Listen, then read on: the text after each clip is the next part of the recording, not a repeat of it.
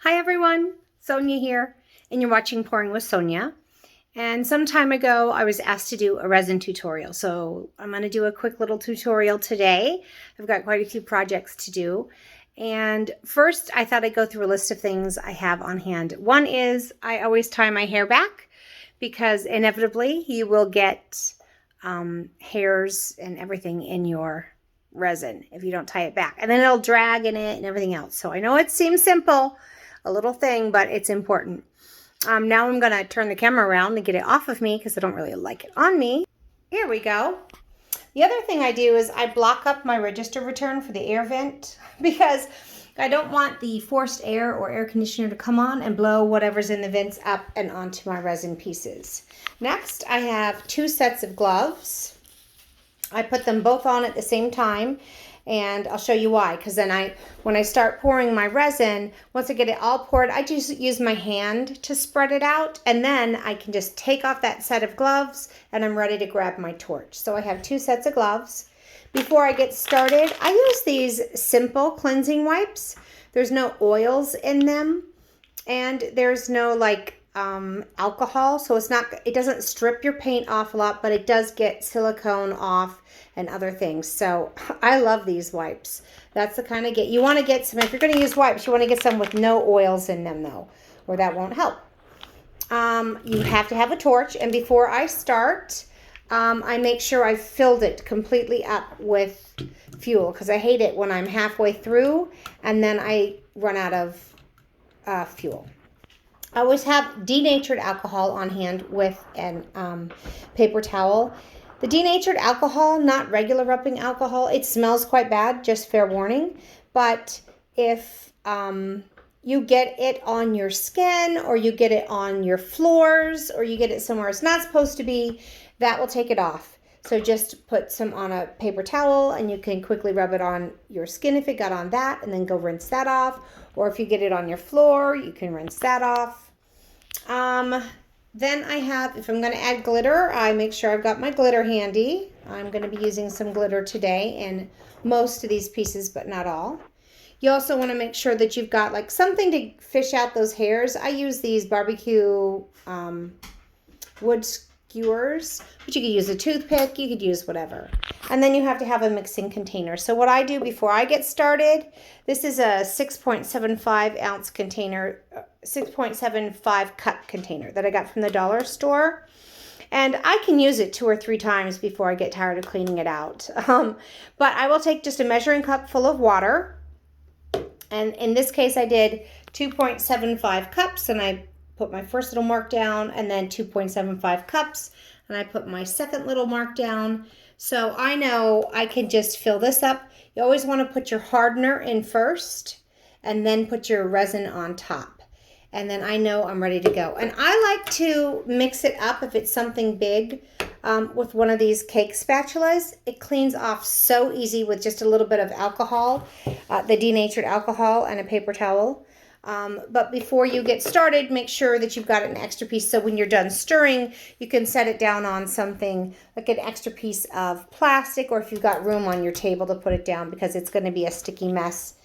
I think that's all for my tips and tricks before I get started. Of course, you also want to make sure that your area is nice and level, which I've done. I made sure my table's always level, and then I put everything up. I elevate it on little cups, my little medicine cups. Try and make sure, oops, my dogs are going to bark. Try and make sure that there's nothing let me show you, hanging over the edge like that, because then that's going to create a lip and more of a problem. I don't tape off the back of mine. I just go and sand them off later. And in fact, I will show you my sanding setup here in just a second. That makes it go pretty fast. So stay tuned for just a second. I'm going to pause this and I'll be right back. So here's my sanding setup. I have a nice heavy-duty vise that I have bolted down to a workbench. You can see all the resin dust all over this, and that's not even getting through at all. But then I just have an orbital sander that I very tightly add into my vise grip, and then I have it hooked into a little power cord here, and I turn it on, I'll show you here. It's going to get loud.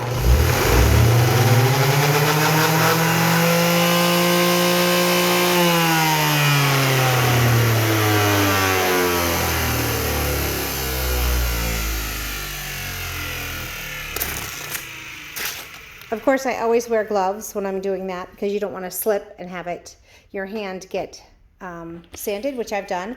But that makes very fast work out of maybe taking some coasters, and I can just clean off all four sides before I put my cork backing on, or the edges of pictures.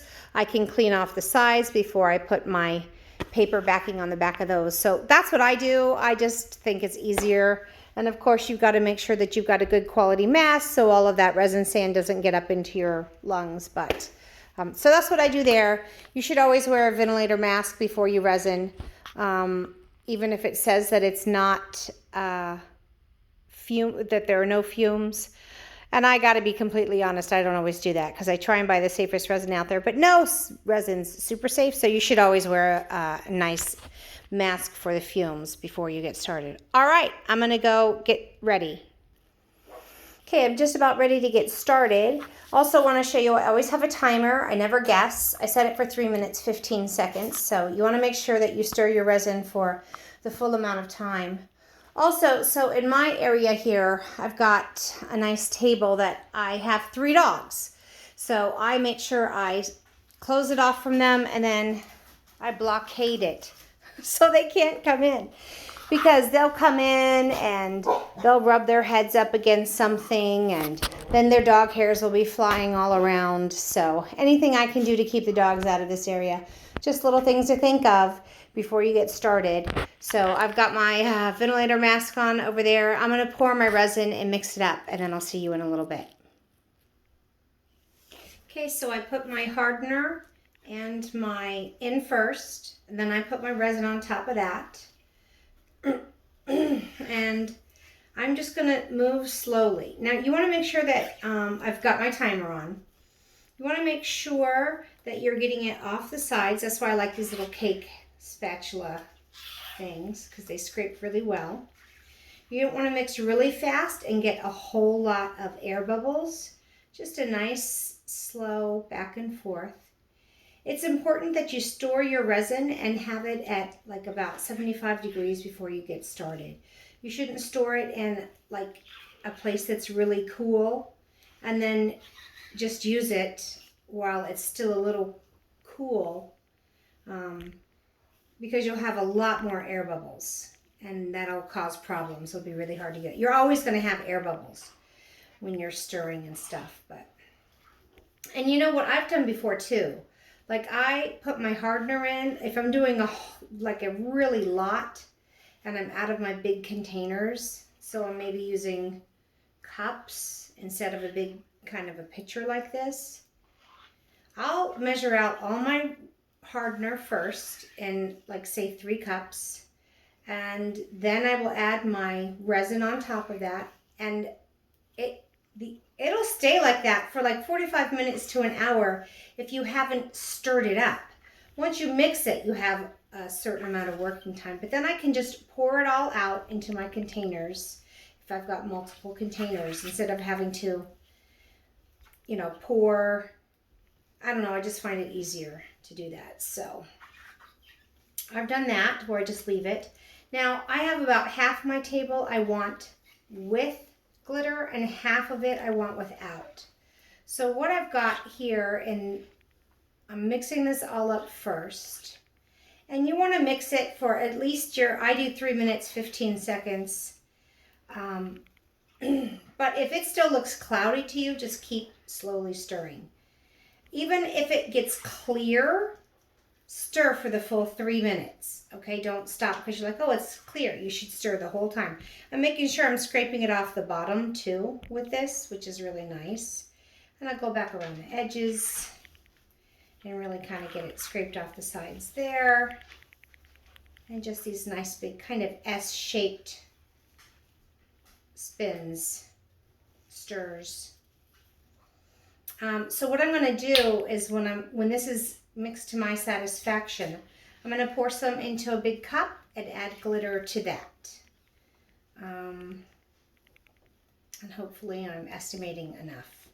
I have one big 16 by 12 to do, plus several butterflies and unicorns. So there's my 3 minutes, 15 seconds.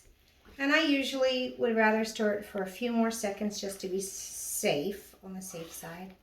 It's definitely gotten more clear. And it's not as cloudy. Oh, and I always have to wear an apron.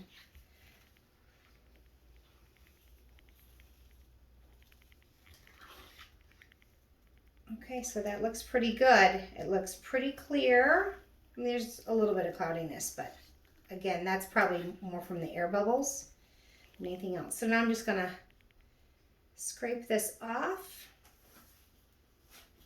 Now I'm gonna scrape it off this side too. Scrape's pretty easy. And I've got a little plastic bag over here that I can set this on and get it out of my way.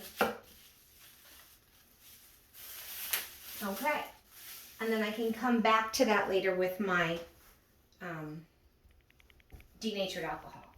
So now I'm going to pour some of this into my, it's like a 22-ounce cup.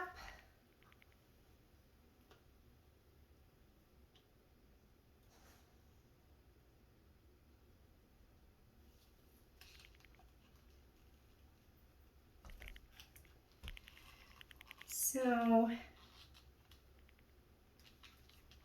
like so. Set that aside. And now I can add my fine glitter. And so I'm just going to get, and this will be kind of a lot. Okay, I've got just like a little, one of these large mixing sticks. Sorry. I'm not sure if you focused on that. And I'm just going to put it right on top. My client likes a lot of glitter, so I don't skimp on the glitter. So I'm going to stir this in now.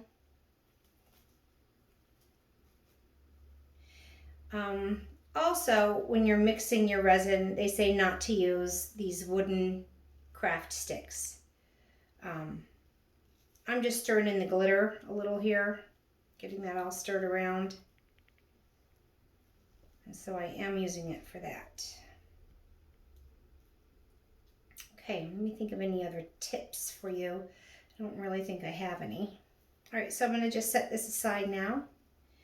Glitter's pretty well incorporated into that. And I'll just show you what I do. Put this with my other tool. Okay, so I think you can see these are going to be for my jewelry boxes. I've got 4 jewelry boxes. I like these kind of ocean themed colors. Yep, and I've cleaned them all off. They're all sitting on their little cups. I don't really want glitter on these, so you're just going to pour. I kind of go right in the middle. That's way too much, I think. I got a little crazy on that one. So I think I can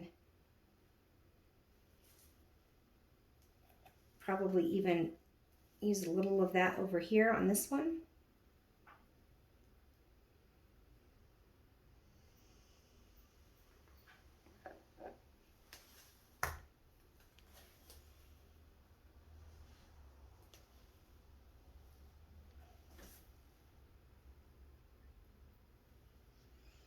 And then I have a little butterfly that I'm going to do also here. And these weird shaped ones, I'm just going to put my resin on the main areas, and then I'm going to use my hands to just spread it around. Okay, and we'll just start there. I'm not going to have you watch me do my whole table worth of stuff, but so what I do, I'm just going to pick it up and use my hand. Now with these jewelry boxes, I have to sand the edges way down. So I'm not going to try and get a whole bunch on the sides, but you want to make sure. So I go around all the edges, okay? And then I just make sure that I got complete coverage, I just use my hand. And I'm going to go back again around the edges because I don't want extra on these. I'm just going to have to sand it off. But it makes a nice difference. It brings out all the glow and all the shimmer. Resin does. It's fantastic. Let's do this weird shaped butterfly. And I don't care. I can do it right over mine. I don't care if I get resin drips in this right now. Now this I do want to make sure I get all these little nooks and crannies of the sides of the butterfly. I guess I'd rather have a drip on a piece I'm going to resin than somewhere else. Just make sure that it's getting all over here. And I just think it's easier to use my hand than to try and use a craft stick or any other tool. Hands are the greatest tool. But this is why I wear 2 sets of gloves, because really, I get my hands really messy. Okay, that's done. And I'll just do these 3 real quick, and then I'll pause, and then I'll do the rest, and then we can torch. Torching is kind of fun. You definitely need a torch if you're just gonna resin, and you're not trying to paint with resin. You might not, if you're gonna paint with resin, you might want a heat gun because you want to get that resin moving around and creating patterns. But if you're just top coating stuff with resin, just use a torch. Because you're not, the goal is not to move it around, it's just to pop the air bubbles. And again, I don't worry about the backs too much because I'm going to sand them anyways for my tiles. Then I'll put, you know, this one's going to be inset into a, oh, I'm going to put a little extra in here, a little bit much. This is going to be inset into a jewelry box. Okay, so I just have gone around, really used my fingers to make sure I rubbed it in both directions. So I first rubbed it this way, then I went around my edges, and then I rubbed it this way. Or just making sure that you're covering all the corners. And that's it. So I'm going to put some more resin on, and then I'll catch you guys in a little bit for some of the torching. Okay, I'm back, and I've used up all my resin. I've laid it all out there. I haven't done any torching yet. I took off my second pair of gloves, so now I have relatively clean hands. I have got some on my arms, some resin that dripped there, and I think I got a drip on my floor from when I was walking around. So I will use the denatured alcohol to clean that up a little later, but for now, I'm going to take my torch, and the idea here is just to get those bubbles popped out. And what I do is we'll set my timer for about 10 minutes, and I will torch the first time, wait 10 minutes, torch a second time, wait 10 minutes, torch the third time. So I'm just going to have a go at this. And all you're going to do, you don't want to get too close, and you don't want to stay in one spot for too long. Just wave it back and forth over there, because we're going to do this more than once. We're going to do this 3 times. Or, you know, until as needed, when all the bubbles are gone.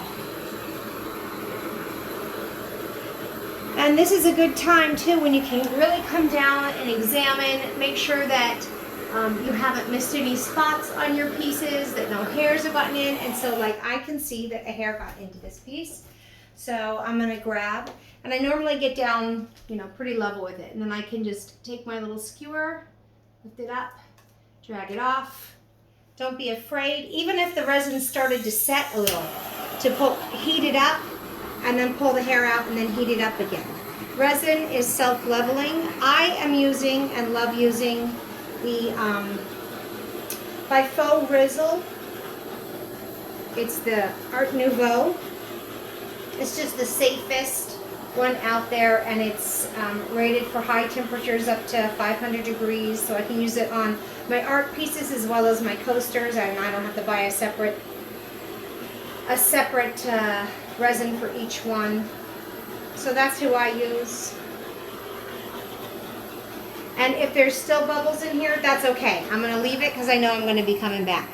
The thing is, if you stay in one spot for too long, you're going to harden that and kind of burn the resin. So you don't want that. So I'm going to finish up my torching, and then we'll say goodbye and have a few recap thoughts. Okay? Bye. Hold on. Hi again. I've torched the second time, and while I'm waiting for this last 10 minutes, I'm going to take my little barbecue skewer and just run along the edges of the bottom to get any of those really big drips taken care of now, so I don't have so much sanding to do later. So you can just bring this right along the edge. And while I've been waiting, for the 10 minutes also, I've been looking for hairs and taking care of those things. So you can use that 10 minutes while you're kind of babysitting your project, your resin project, to do other things. Look for hairs. Look for areas that you might have missed where maybe there was a really big bubble that popped and then it didn't fill in all the way. So you can go and still keep fixing those things up while you're waiting for things to settle before you can do your next round of torching. And I just find that usually third time's a charm, and then because the goal with the resin is to get a smooth glass-like finish, and I usually have gotten all the air bubbles out. It's quite crystal clear after that. So I hope that this has helped you. Now it's just time to cover, keep the dogs out, and wait. This resin should be pretty safe by tomorrow morning to the touch, but it won't be fully cured for 3 days maybe. I wouldn't want to ship it until it had waited for 3 days or so. But it's nice and hard, like I can pound on it by the next morning. It should be fine.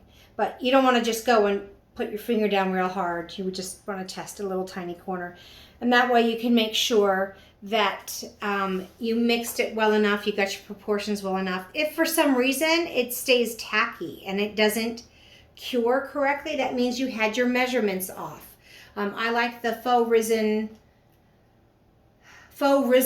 resin, the Art Nouveau, because it's just one of the 1-to-1 ratios. And most of these for art purposes are just 1-to-1.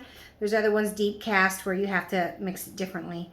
But if you don't get that right, or if you forget to scrape the sides or something, or maybe, I don't know, something happens and it didn't set up right, don't panic.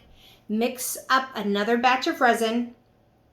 You can do it within 2 days, I'd say, and you don't have to sand or anything like that. So mix up another batch of resin and just make sure you're very careful though, and then you mix it really well, scraping the sides so you're incorporating the correct measurements, and then pour it on your tacky resin, and it should just get hard after that. So you can still salvage those. Let me think, is there anything else that I forgot to mention?